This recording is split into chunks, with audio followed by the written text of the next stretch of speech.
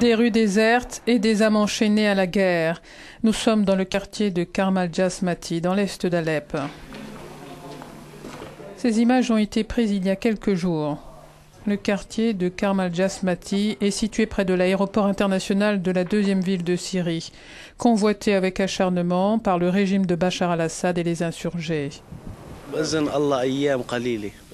Avec l'aide d'Allah, nous serons victorieux dans peu de jours. Avec l'aide d'Allah, nous mettrons fin à cette situation et nous vaincrons ces chiens d'Assad, dit le chef des rebelles.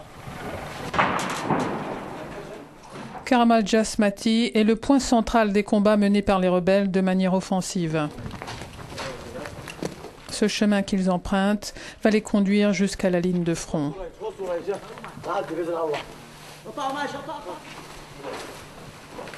Ils évitent les francs-tireurs et passent par les murs à travers des trous béants.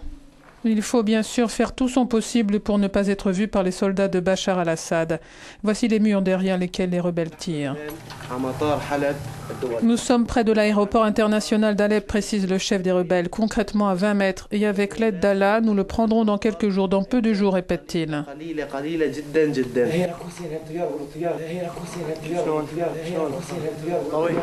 D'après des sources proches de l'opposition, les forces gouvernementales contrôlent environ 40% d'Alep. Ici, on craint que si l'armée syrienne régulière sent qu'elle va perdre le contrôle sur ses installations, elle détruira l'aéroport, plutôt que de le laisser aux mains des rebelles, selon notre reporter.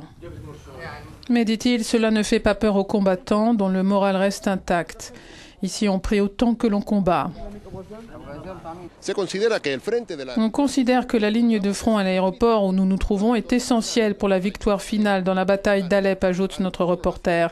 Le vainqueur va conquérir la ville et s'il s'agit des rebelles, ils auront un avantage pour la bataille suivante, celle de Damas.